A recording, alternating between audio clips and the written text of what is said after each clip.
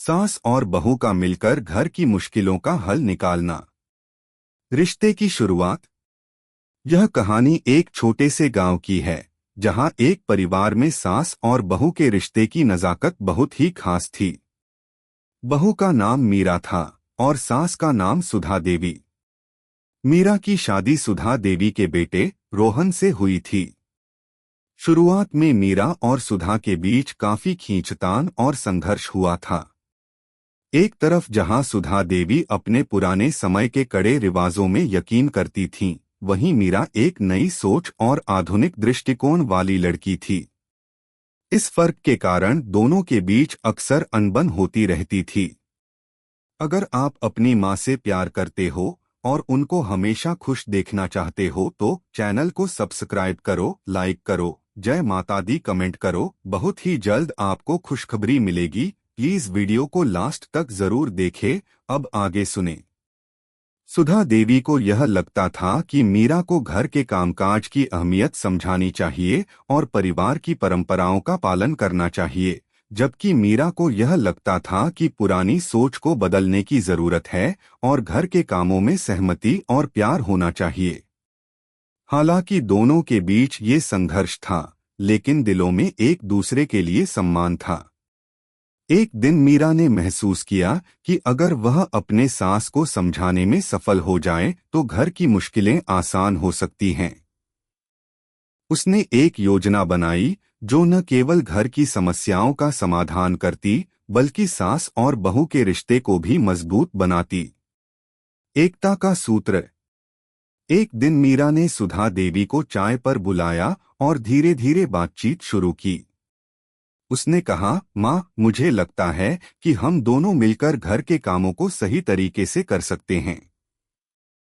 हमें एक दूसरे की मदद की जरूरत है और अगर हम साथ में काम करें तो सब कुछ आसान हो सकता है। सुधा देवी, जो हमेशा अपनी परंपराओं पर दृढ़ रहती थीं, थोड़ी चौंकी, लेकिन फिर उन्होंने गंभीरता से मीरा की बात सुनी। क्या तुम सच में समझती हो कि हम दोनों एक साथ काम कर सकते हैं? सुधा देवी ने सवाल किया। मीरा मुस्कुराते हुए बोली, जी माँ, हम दोनों में एक दूसरे से बहुत कुछ सीखने को है। आप घर की व्यवस्थाओं को बहुत अच्छे से संभालती हैं और मुझे कुछ नया करने का मौका देना चाहिए। हम दोनों मिलकर काम करें तो घर और भी सुंदर बन सकता है। सुधा देवी को मीरा की बातों में सच्चाई और प्यार नजर आया। उन्होंने मीरा को अपने विचार साझा किए और कहा, ठीक है, हम कोशिश करते हैं। पर याद रखना, यह सब हमें संयम और प्यार से करना होगा। एक साथ मिलकर हल ढूंढना। अब दोनों सास और बहू ने मिलकर घर की समस्याओं पर ध्यान देना शुरू किया। सबसे पहले उन्होंने घर के कामों को बांटने का निर्णय लिया। सुधा देवी ने मीरा को सिखाया कि कैसे पुराने रिवाजों के अनुसार भोजन पकाना चाहिए और घर की सफाई करने के पारंपरिक तरीके क्या हैं। वहीं मीरा ने सुधा देवी को बताया कि कैसे टेक्नोलॉजी का इस्तेमाल करके घर के कामों को आसान बनाया जा सकता है, जैसे कि स्वचालित रसोई उपकरण और टाइम मैनेजमेंट ऐप्स। सुधा देवी को पहले इन चीजों में संकोच था, लेकिन मीरा ने उन्हें धीरे धीरे इन नई चीजों के बारे में समझाया और उनके फायदे बताए। सुधा देवी को यह देखकर आश्चर्य हुआ कि कुछ छोटे बदलावों ने घर के कामकाज में कितना फर्क डाल दिया।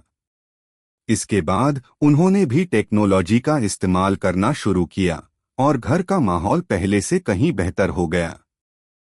सामूहिक प्रयास और रिश्तों का सशक्त होना। एक दिन घर में अचानक एक बड़ी समस्या सामने आ गई। घर के खर्चे बढ़ गए थे और परिवार के पास बचत के लिए पर्याप्त पैसा नहीं था। यह समस्या सभी को परेशान कर रही थी और मीरा और सुधा देवी दोनों ही चिंतित हो गईं। मीरा ने सुझाया, हम दोनों मिलकर घर के बजट को फिर से व्यवस्थित कर सकते हैं। हम कुछ चीजों पर खर्च घटा सकते हैं और कुछ नए उपायों से पैसे बचा सकते हैं। सुधा देवी ने सोचा और फिर मीरा की योजना पर काम करने का फैसला किया। सबसे पहले उन्होंने घरेलू खर्चों पर कड़ी निगरानी रखी।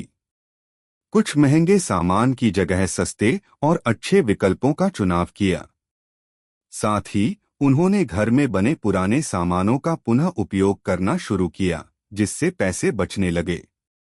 इसके साथ ही मीरा ने परिवार के सदस्यों से कुछ अतिरिक्त काम करवाने का सुझाव दिया, जैसे छोटे मोटे कामों में मदद करना, ताकि घर का हर सदस्य मिलकर घर की आर्थिक स्थिति को मजबूत बना सके। जल्द ही उनके सामूहिक प्रयासों से घर का बजट संतुलित हो गया और घर में आर्थिक स्थिति सुधरने लगी। इससे परिवार के सदस्य भी बहुत खुश हुए और सास बहू के रिश्ते में एक नया विश्वास पैदा हुआ। विश्वास और समझ का विकास।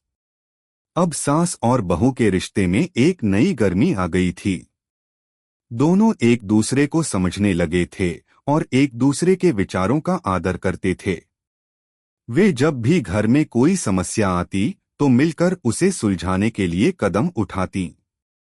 सुधा देवी ने मीरा की सलाहों को गंभीरता से लिया और मीरा ने सास से परिवार की परंपराओं को और अधिक समझा।